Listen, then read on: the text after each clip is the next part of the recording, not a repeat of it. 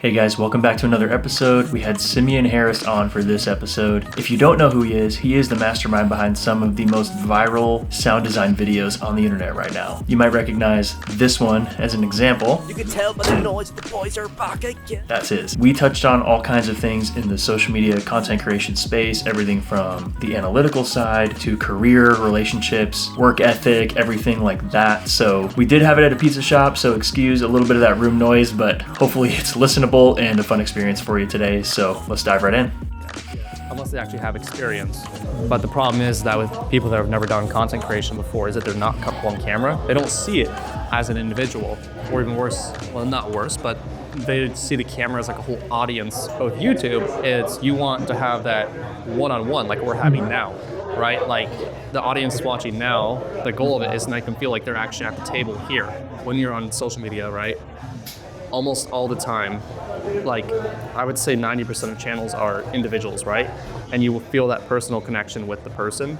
So, like, if you don't have that, then the social media market is you need to have personal connection with the creator and the audience, right? So it's just like one-on-one has to feel that way. Well, what do you feel like helps people, like you had a niche, you know, when I think you really started popping off with the sound design videos you were doing. Did you feel like people were making a connection with you? My first Instagram account, it was like a personal one, but I had it as public.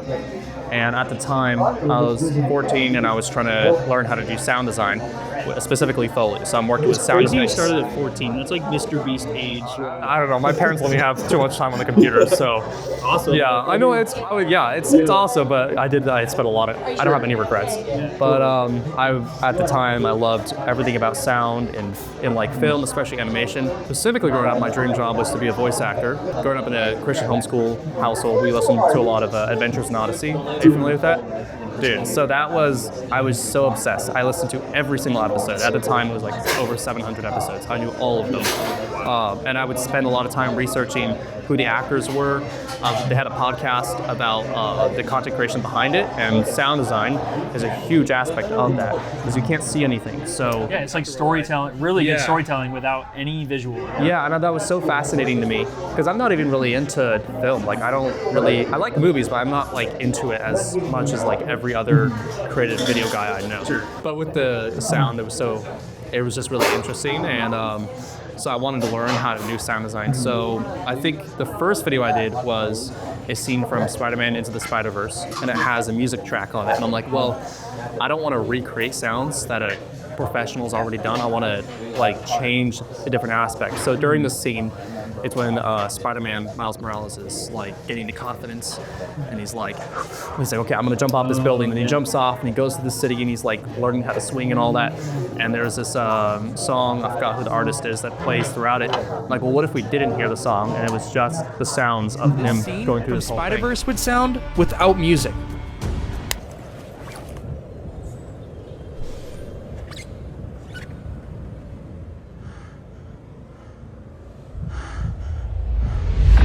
So I did that first. I uploaded it to YouTube. I think it got like 2,000 views in a month or something, or it picked up. It was like, okay. And for a channel of nothing, it's not bad. Well, actually, that was my gaming account, so I did have other stuff, but I know I later deleted it. I still have it though, almost did. Yeah, we'll open that up later down the road. But anyway, so I posted that, and I'm like, this is cool. And then at the time, I was a huge fan of Tyler, the Creator. He was one of those kids, and he's a famous rapper. So I was like, well, there's like 2 or 3 other channels, one called Bad Lip Reading, another one called Without Music, where they would get movie scenes, change what the people are saying, and add sound effects, so it makes it sound something stupid but realistic. They did like the Twilight was a huge one that Lip Reading did. Yeah, hilarious. So I was inspired by them to do that for one of Tyler, the Creator's music videos. And I spent like 8 hours doing this, just a minute and a half of his music video, adding my own voice, sound effects, and all that to make it sound really realistic. I would go to YouTube to watch tutorials. I did it all in Adobe Audition, if people want to know what software I used. So I tried uploading it to YouTube. YouTube said I couldn't because the video was copyrighted. So like, well, I guess I'll upload it to my Instagram. And so I did, TikTok. So and then on TikTok, it was my first video. Oh wow. It blew up and it got 3 million views within like a week. And yeah, I was like, oh, okay, dang. So yeah, so then I uploaded it to Instagram. I think I got a few thousand on Instagram. It wasn't anything crazy. Then I started doing more. I did several high school musical scenes. Yep. Because I These really, are the ones that stick with me when you. yeah. So the third one that I uploaded to Instagram, the third reel, which was one of the High School Musical ones, did 24 million views in like 2 months. Tell by the noise that the boys are back again. Together making history. It's time to show how. So I was like, dang, and then that got me like 15,000 followers. But it's not a lot of followers for that many views, especially at the time, because that was only 3 years ago. So the social media moves so fast. So things change a lot in 3 years. People forget pretty quick. Yeah, so I mean, I feel like that many followers for so many views is normal now, but at the time, I would have expected more followers. So I started doing more. I think I uploaded like 10 more, 15 more, and so I built it up to 25,000 followers. And then I'm like, dang, like I'm getting a lot of followers from this, but I realized that I'm not in it, and I come off as like a meme page, right? Yeah, totally like faceless. Yeah, because when I'm on Instagram, almost everything I'm watching is memes. Because I can set into friends, but I'm never going to the profiles and accounts. I don't follow any meme pages. I don't care. But I do follow creators if they have like their faces in it, and I'm more connected with them as any regular human does. So I remember there was this guy who does visual effects, and he would do this thing where he sees like it's some viral video of a kid falling off a swing and face planting. He's like, oh, and then you have this whole sequence of him going in After Effects and like speeding, and then putting it all together and fixing it so the kid actually lands on a backflip. He clicks like enter and then it plays. But you're seeing like a speed edit of him like editing super intense and all this complicated stuff in After Effects. And he was going viral, like video after video after video, millions of views. I'm like, well, I see that format is working for him. I'm like, I could do this for my videos and just copy that format. There's a lot of social medias you're copying other people. I know, right? Anyway, so I did that, and then the first one that I did 6 million views. So I had the music video play first. I think it was I'm trying to remember what song it was. It was High Hopes by Panic! At the Disco, I think. I think that was the first one. So I had the music video play first, me watching it, so people immediately see my face. I have like my phone out, and I'm like, this is trash. I'm gonna remake it. And then they see me do this whole like 15-second long, 20-second long sequence of me editing it, and then recording my voice, and then I click play, and then it plays the version. Now, I thought that would get less views because it's a longer version. It's not showing the video immediately, but it actually resulted in a longer retention because they see a teaser of what's about to happen. I say something crazy like, this song sucks, so all the fans are upset. Well, maybe people who, there's like, what is he saying? What is he doing? Because now I'm editing all this. So they're waiting in anticipation. So for some reason, Instagram removed this, but you used to be able to see the retention. So you could see the retention graph. So there's always they call it the hockey stick drop off, right? Like immediately. But then after that, when I'm doing that whole 15-second long sequence, it's a straight line. People are not leaving. Then it'll drop once it actually plays the full thing because they're waiting in anticipation.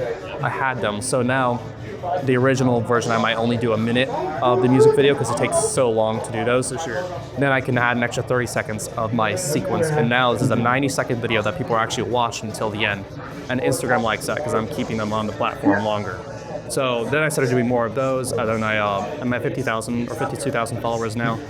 I haven't uploaded it's been like 3 months since I uploaded one, but that was all, I got to 50K with under 50 videos. So it was like, they're the high effort videos. I spent a lot of time on them. People don't know the amount of work, that I put behind it because it comes off as a meme, but I'm like, you guys don't know, but that's also the beauty of it. It's like, it's good that people don't, like they can't like see little clues of like mistakes. If I made a mistake, then they might open their eyes to what it looks like behind the scenes. You want to keep that like fantasy. I don't know how to describe that. Like this illusion that this is real. You're behind the curtain and you kind of stay there. Yeah, because I don't want them to notice. Yeah, because I don't want them to notice how much time I put into the sound design. Because if they did, that means they might have heard something off, and I'm like, this is fake. Because it is in a way like a magic trick or something. Thank you. Nice. We got our dip, so cheers. Cheers. Take a shot. Jalapeno. Just so interesting because, yeah, in a way you found this sort of you have a trick up your sleeve, and you're gonna there's a surprise element, and there's so many formats where people have figured out their version of a magic trick or whatever, and that's not the only format that works, obviously. Yeah. But I mean, do you feel like you still love that style or that format? Yeah, I was just about to say. So I work with a pro-life organization a lot called Live Action, and when I started working with them, it's like 2 months after I started working with them, just as an editor. I was still the new guy. That was about, I started working with them like 10 months ago now, or 9 months ago.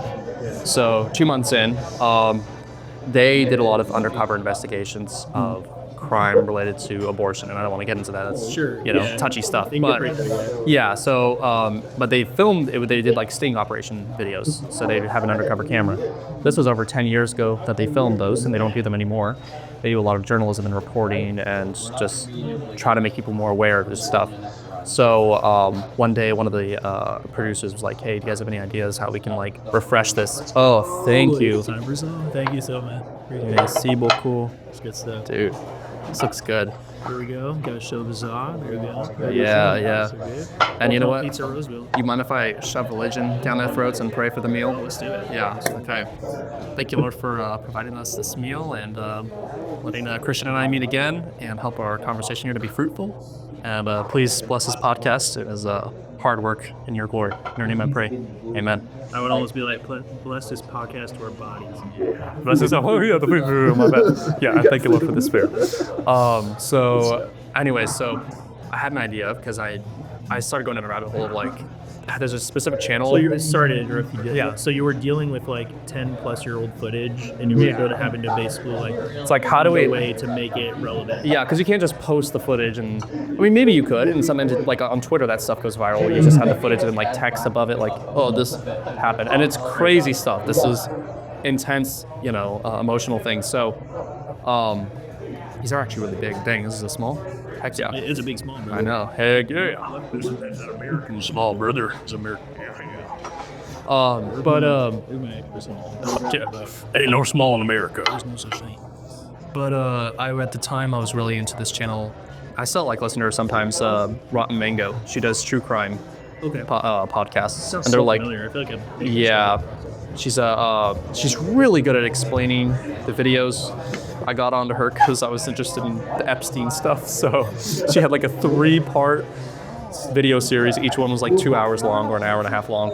But I was so fascinated with how good she was at explaining what's happening. She's just such a good narrator. And I'm like, dang, I wish we could like do something like this, but about these crimes that Live Action filmed over 10 years ago. So I told them about it, and they were kind of like, well, that's a good idea, but you're the new guy, so you're just an editor.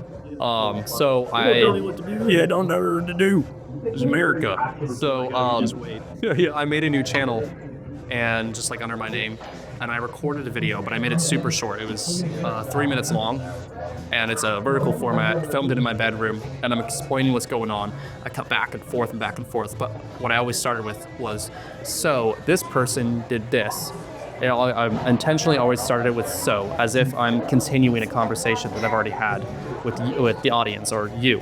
But that was like a teaser. That's why I'm bringing it back to the other videos I was making. It was kind of a teaser, like a hook, like, whoa, wait, what happened? And then I go into... So good. Everything okay? It's really good. Yeah. Can I get a couple of forms on it? Yeah, we'll be right back. All right, thank you. So then I would go back to the story, and I would go back and forth of the footage, explain what happens. I explain it very simply, like on like a second, third grade level, anybody can understand what's going on. And that video, brand new channel, uploaded as a YouTube short, and it did over 600,000 views. And then the retention was on average 98%. Thank you. And That's wild. So like, there was no other videos? Nothing else. Brand new channel. Yeah. Made a new, and then so that did really well. And I showed it to Live Action. I'm like, oh, okay, there's something here. So I made a few more. They uploaded the latest one that I did on their Instagram did 800,000 views, and that was like last week. And that was longer too. That one was almost 3 minutes long. So, because Instagram now lets you upload longer reels. Right. So, YouTube Shorts also increased their... the 3 minutes. Yeah. Except that Very interesting, by the way. I tried uploading it, and because I have analytics to other channels that are a lot larger, that have several 100,000 that I work with, and one of them has uploaded several like almost 3-minute long reels. But I notice, because this is super new, on YouTube, so shorts that are almost 3 minutes long, and one of them, so they average like 50,000 views, but at least like half the traffic was coming from browse features, which is the YouTube page as you're scrolling, rather than shorts feed, which is what you would normally get. So these shorts are not actually shown in the shorts feed, which is interesting. I feel like that's kind of a mistake. So I think it's just really Because the UI isn't really, I mean, we're getting nerdy here, but like the UI for like YouTube, like the browsing feature or like discovery page or whatever, it's all still very much horizontal, right? So like, you know, like I noticed, like, so Spotify's doing some interesting stuff too, because in the podcasting realm specifically, but like, you know, they're starting to do multiple orientation and size thumbnails for podcast episodes, which I see that being something that like a YouTube hasn't really grabbed a hold of yet. Like they're still treating them as very separate things because, for one, what's going to ultimately be more attention on their platform is long-form content. Long-form content probably is mostly watched on televisions, right?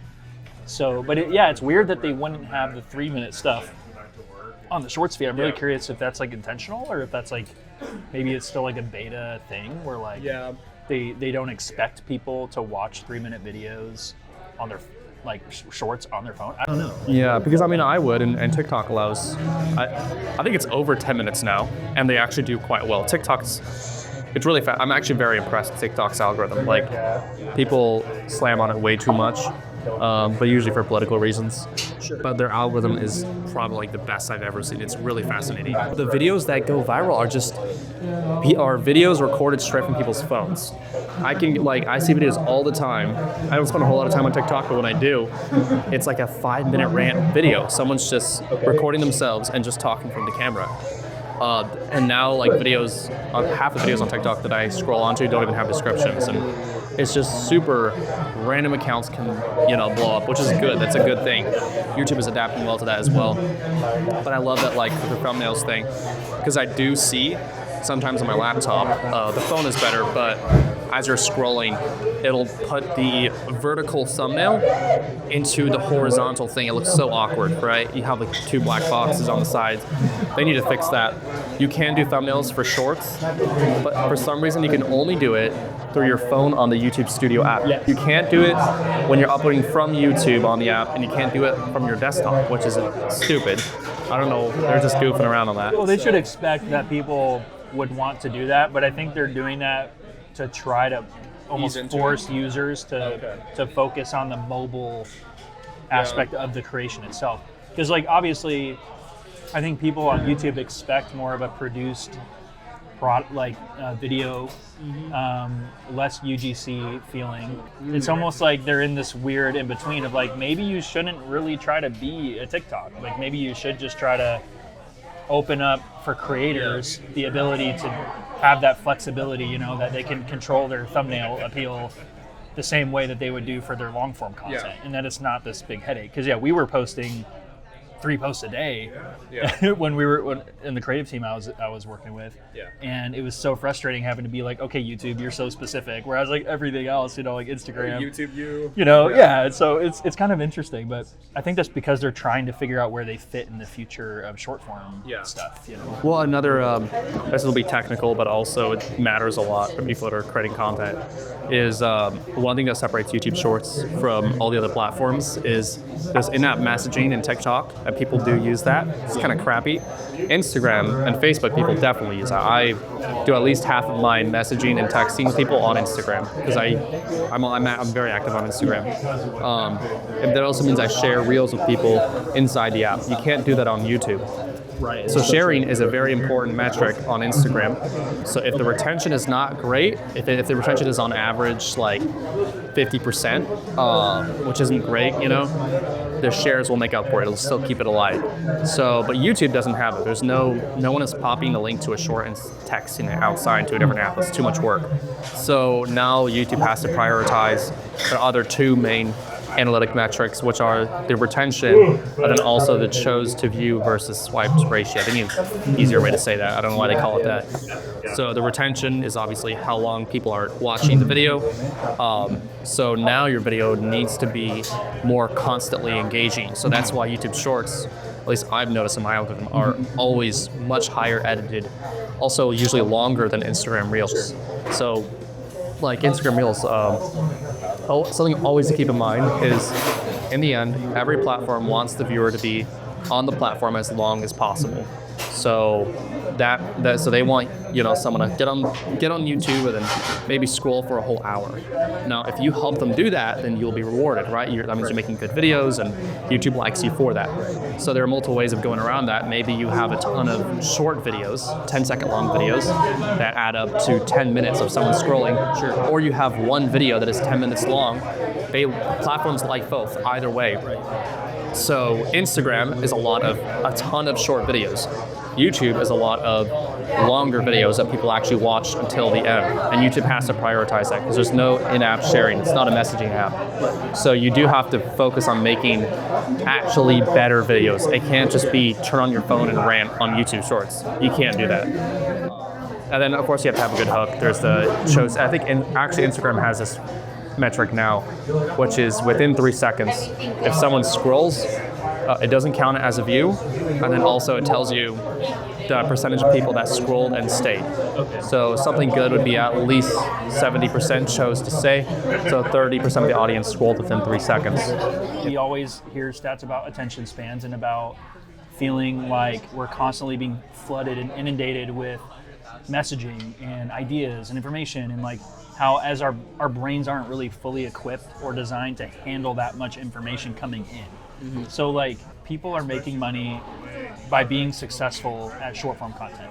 So that's not going away. And if anything, it feels like short form intensifies. Like it just gets more and more crazy in terms of being able to measure success and be able to iterate on that. And people are just getting better and better and better at it. Yeah. You're obviously like dope at it. So, for you, do you ever feel like there's a bit of, not necessarily like a moral issue, like, I wouldn't say it's a moral issue. Yeah. I would say it's more of like, maybe is this the best thing for society question, I guess, when it comes to how addicted people can get to being on these platforms. You're understanding metrics and you're understanding retention and all these things.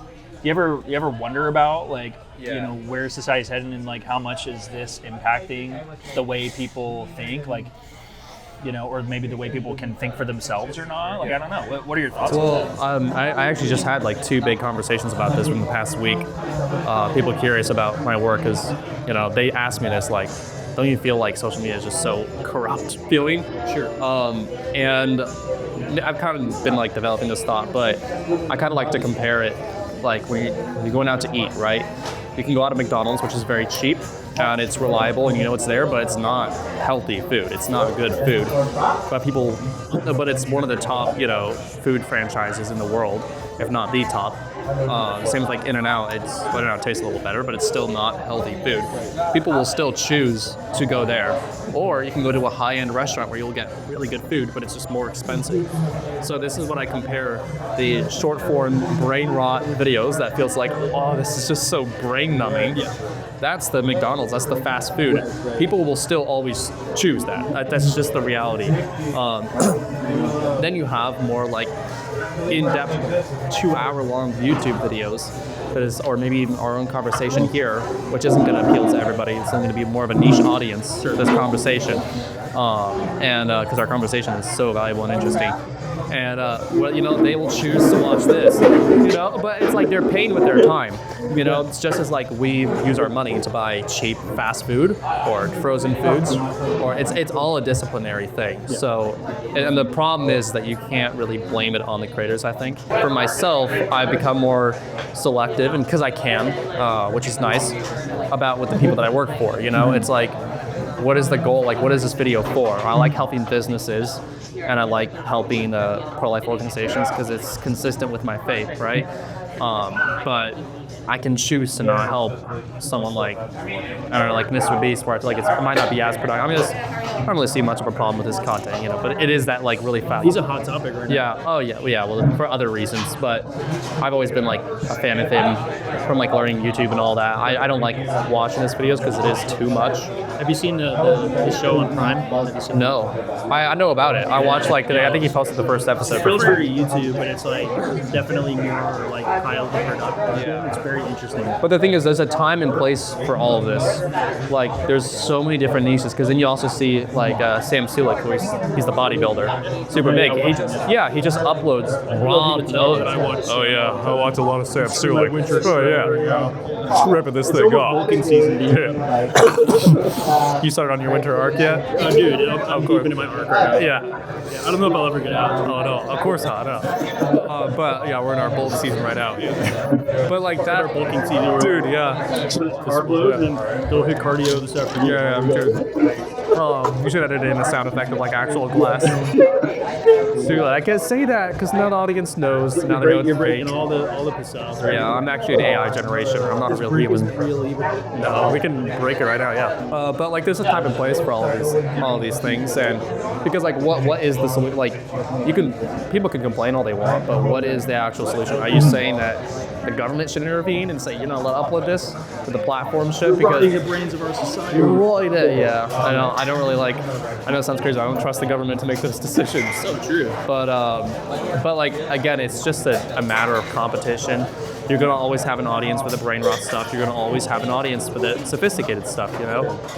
So that's just the reality So of it it. comes down, like, and I think what you're kind of saying, right, is like personal choice. Like everyone's kind of making their own choices on what they consume and in how much of it they consume. Yeah. And it all really comes down to like, you know, anyone who's out there going to create something is if their motivations are, you know, morally pure for the most part, which I'd say most are, right? They're not out there trying to manipulate people or whatever. Yeah. It's not necessarily our job to control or dictate what people let into their lives. For some people, like, eating this would be like, oh, dude, I wouldn't touch that with a 10-foot pole. It's not healthy. Yeah. It's not kosher. Not at all, dude. This is not pre-blessed. It does ultimately come down to us, you know, as consumers, but also creators. And as far as consumers go, just make good choices. Yeah. Maybe that's the lesson from all that. you know? Yeah, and I was with that meeting that I had this morning, I was telling them that YouTube is all the platforms are getting better and better at rewarding honesty, because well, it's not even the platforms. It's like, okay, so the audience, right? So like the younger generation, especially like my age range and younger, because I'm 18, and like, you know, I have younger siblings as well, and they watch YouTube as well. And the kids in my church, you know, I talk to them a lot, and they're so good at identifying like when an ad is about to pop up, whether someone's faking it or not. They're very socially sophisticated, and they're being taught by that because of social media. So like they know when a conversation is about to lead to a sponsor segment. You know, like they can. It's really amazing. I knew you were gonna do that. I knew it. Get this man a sponsor, please. Monetize it. Pay for our pizza. Squarespace? NordVPN, maybe? But no, like, honesty is warranted, and as I just explained earlier with Brett Cooper, but you can't just pull a move like, you could do that if you were like Fox News, right? You replace a news anchor.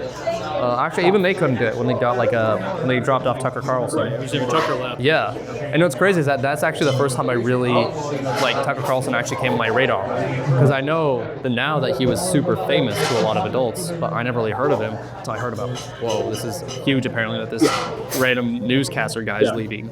And Fox News lost a ton of subscribers and viewers and all that. because one of their main stars was gone. So you can't, but that's such a good thing. Again, like when you're making content, you do need to almost 9 times out of 10 make it feel personable, you know? That's what I try to do with my content, and anybody who I help was like really try to show yourself. Now, of course, you might be boring, and so your content might not succeed. It's kind of cliche to say be yourself, but it's true.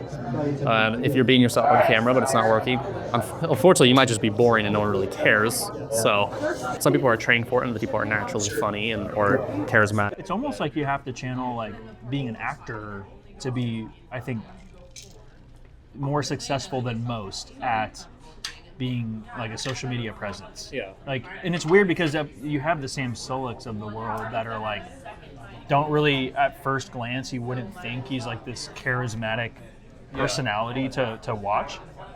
But I mean, I've seen enough of his stuff now where I go, actually, he is fairly charismatic and fairly well-spoken. Like, he doesn't stumble a ton. I mean, when really, like, for a long form, it's amazing how much he can go through a whole symposium on like what to eat, when to eat, how many calories, you know, and plan your workouts and all this stuff. And he goes into such detail. But I mean, maybe that's what does it for him, is that he's so knowledgeable and so nerdy about this one thing that his charisma comes to the surface because he loves that topic so much. So before video, I did voice acting from when I was like 9. And that was nothing like big or professional, but I practiced it a lot. And I think that really does help me now on camera because I learned how to read things with emotion, read scripts with emotion and all that. I don't like using scripts still. I just use bullet points if I'm filming a video that I'm making. Because then I can go off my head of like, okay, I'm gonna do 5 different takes and explain it to slightly different ways. Like I was recording one time and I'm like, my grammar is too proper and perfect. Like this sounds too scripted. I want to say it as if a human would, you know, mess up the grammar just a little bit. Because again, it needs to feel realistic and natural. It's an art form. Yeah. It's kind of like practice makes. It's like an art form. It's like creativity. Oh my gosh, it's so cool. I thought my job. Oh my gosh, I was a very loud kid, and I was. My parents never let me do theater, but I would have been a theater kid. That's so funny. Well, I feel like that surprises me actually. Really? Yeah. Well, just I feel like I could easily have seen you doing that growing up or whatever. Okay. Some amount of theater. I mean, if I'm like at a really comfortable situation and I'm really careless, I'll go into it. I love doing accents and all that crap. Like, yeah. I wouldn't have been so serious if it weren't for my dad. So shout out my dad for like, if there's any person besides Jesus Christ, my Lord and Savior, bringing me this far, it's definitely my dad. Just because he's the one that kind of like pushed me into it and like took me seriously.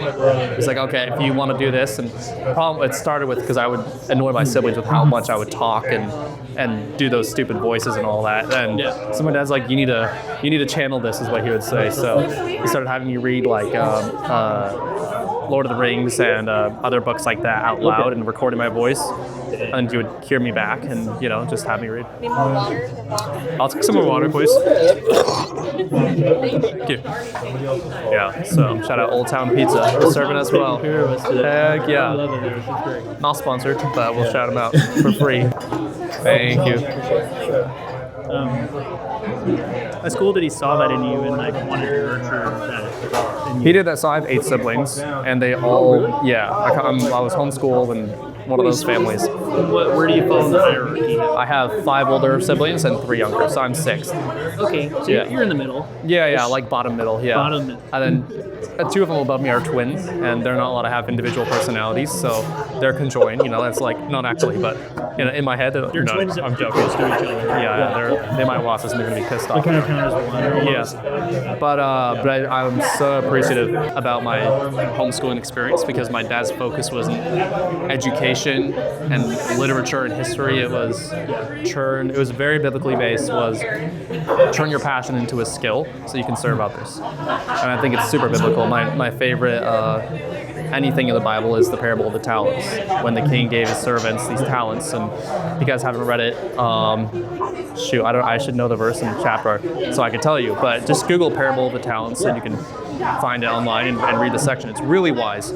Well, it's a great lesson for people to understand that, God gives us each a certain amount of talents. Like some people are multi-talented, right? And then some are maybe really killer at one thing or whatever. But we all have however many talents, and it's the stewardship that the lesson is, right? It's like, what do you do with it? Yeah, and God rewards us for that. I'm not going to go into like prosperity gospel, but all of like Deuteronomy 28 goes in depth of when you obey God and obey His commandments, He will reward you. And also, like if you obey Him diligently, it talks about He'll like bless your crops and all that. If you disobey Him, then He'll make your crops go all moldy or whatever. But it's like because in the Here's parable, to not having moldy crops. Amen, brother. Amen. Yeah.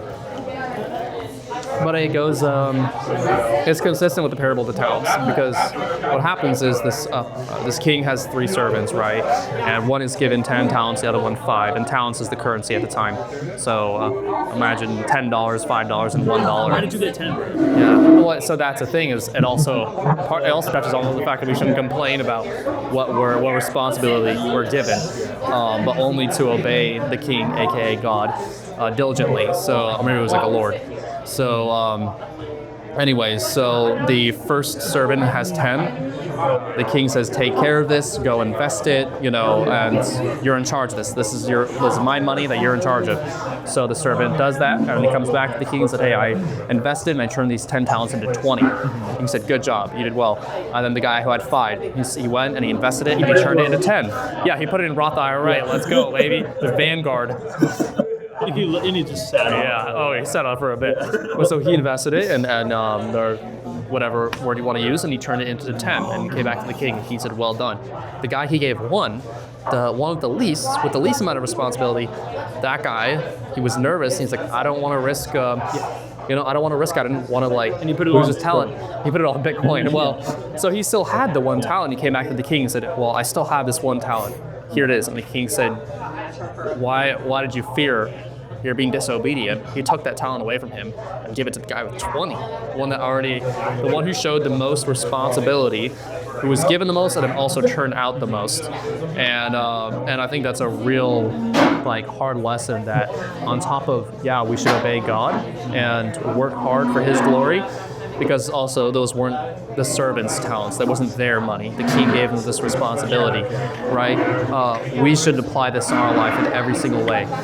This is why, I worked very hard when I moved down here, because I was making nothing, and I want to do all for the glory of God, And when you're making money, you can hire out and you have the responsibility over other people. It's a good thing. Finances is a gift from God, and we should use it responsibly, but it's also not ours. We're doing it for the glory of God. Now that you make money, and you have to keep that in mind because you have kids and a wife, you're responsible for them. That's a great blessing. So it's we should obey God, duh.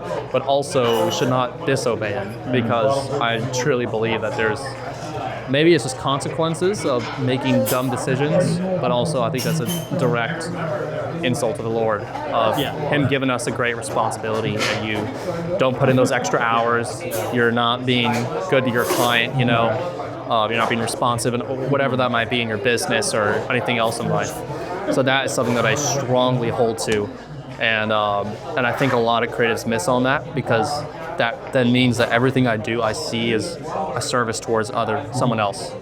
I want to see how I can benefit someone else, and a lot of creatives see their work as subjective to them, and if someone else doesn't like their creative work, well, they just don't understand. Cool to see for someone your age, especially, to embrace responsibility at an early age. Because you're 18, right? Because when I was 25, I was just kind of starting to figure that out, and then of course getting married. There is certain things that someone can do, or to gain more responsibility, and then you start to figure that out. But it's a whole other matter to get a hold of responsibility at an early age, and it just sets you up so much better for the future. Because I didn't want to have to work any other job, like being a barista or fast food. I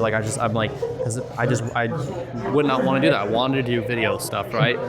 So my biggest problem was I need to make money. So that was my choice. I took on projects that were not creative. It was just boring crap, but it is paid. So, and I would chase that. And now I'm kind of going through this thing of what do I really want to do.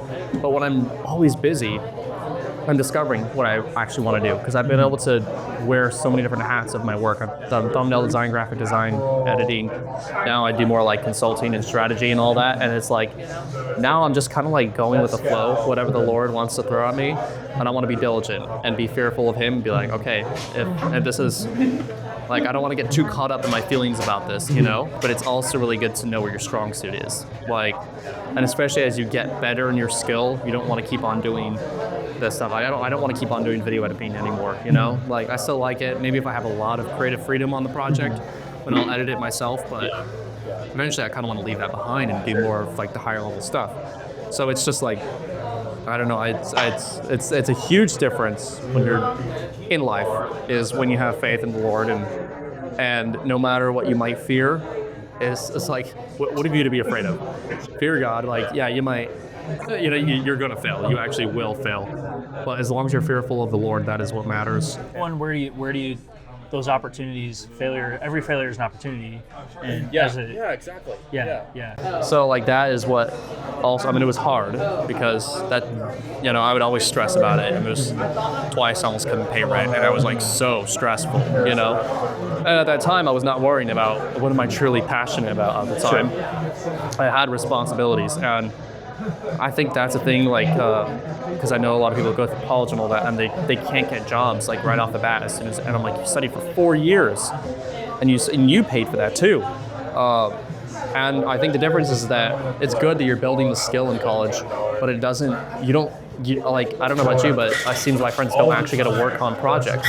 They don't talk with the client. They don't like work with the director, you know? Yeah, the stakes are not high, because when the stakes are high and you have to worry about getting the bills paid and making a client happy so that he doesn't leave you, like that's like one thing. I had one guy that was like bringing it like $1,000 a month, and that was like my base. I'm like, if I lose this guy, I'm screwed, you know? So that was like, I'm like, I have to, so at that point, I'm not thinking about, you know, what's my passion is. I need to get these bills paid, you know?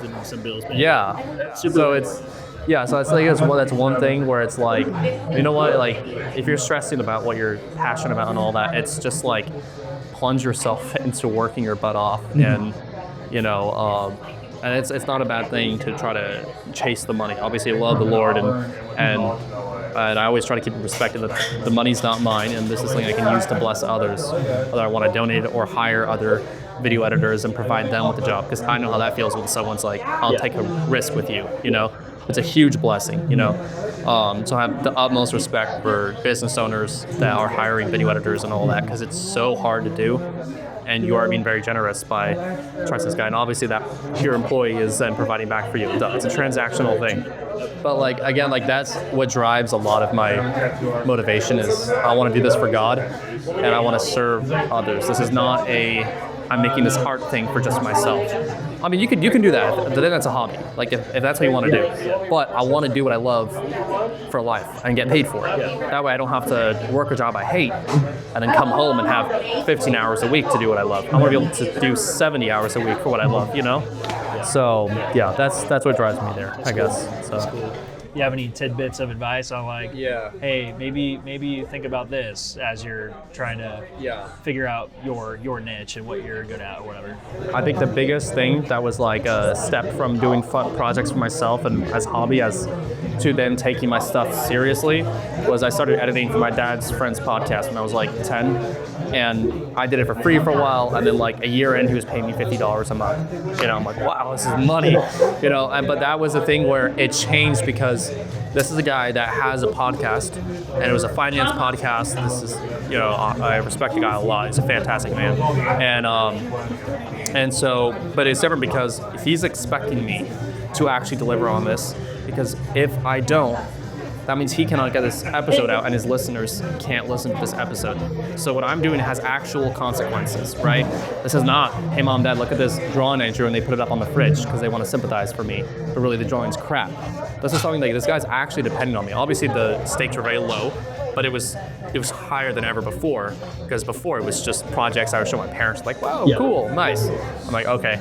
But now this is someone that's like, well, you need to actually deliver, and I need quality, and he would critique, you know? It's like, oh, this is a guy who's taking me seriously.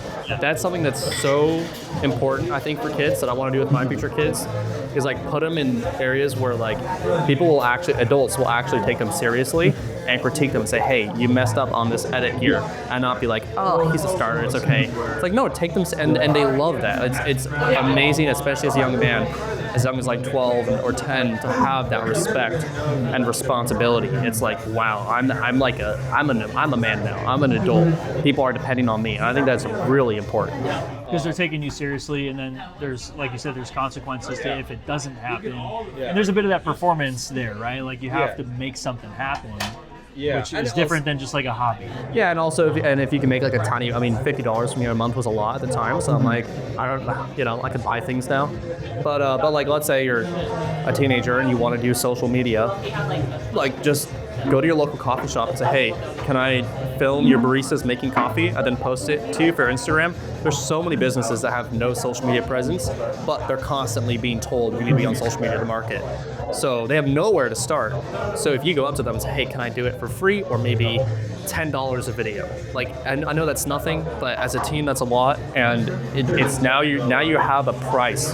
Now you're valuable. You're worth something here. It's not just a hobby project. And you say, hey, can I just, like, I can't imagine a business saying no to have free marketing. It's probably going to be crap because it's your first time doing it. But just take on the responsibility. You could do it yourself, but it's better if you go to someone else and you make a promise and a deal with them, a contract, because now you need to be held up to that. And so now when you feel a little lazy or you want to sleep in or something, or like, I don't feel like going out to the coffee shop and filming today, you don't have a choice unless you want to ruin that, and your reputation is the most valuable thing in this business, for sure. So like, just take on a little bit of responsibility, and you just do more and more. Like that's what I would do now if I had nothing else, even no skill. Is I would go to our favorite coffee shop, Foursquare Coffee here in Roseville. Shout them out. They've helped me in so many ways. Like just that coffee shop, I would say, hey, can I just film your baristas making coffee and then put like a little ad for it and post it for you on Instagram? There's no way they would say no. You could even say $10, $5, whatever. Is take on that responsibility. It's, if you've never like made money in it before, it feels like really empowering. Even if you have another job, like I've heard so many stories of this guy I used to edit a podcast for. He does e-commerce stuff, so he like sell stuff on Etsy and eBay and all that. And he was making $200,000 a year on his full-time job, but he was doing this stuff on the side, and he quit once he started making $6,000 a month, I think, off of doing the side gig stuff. So he left a $200,000 salary job to do something that was less than half of that. But it was like, his mind was blown. He could do this on his own. And then he grew it and he committed to that.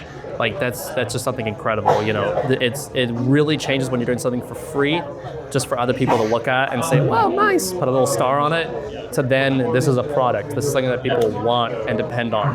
And also, because I like to emphasize this a lot because, again, creatives don't ever emphasize it, but it is very creative. Like, it's for you to stand out, you have to be creative.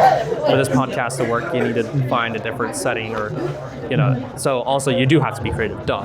But I think it's better to instill the work ethic first and the ideology of serving others, which is very biblical. So I mean, I love your heart for just encouraging responsibility in the craft and just in your life too. I think that's really valuable for creatives. And dude, Simeon, thanks, bro. My guy. This has been super fun. Sir. Good pizza too. Now I'm thinking, like, what other restaurants can I do this at where they're chill? Because I like eating and talking. Alrighty. Thanks again, brother. Yeah, we'll see you in the next one.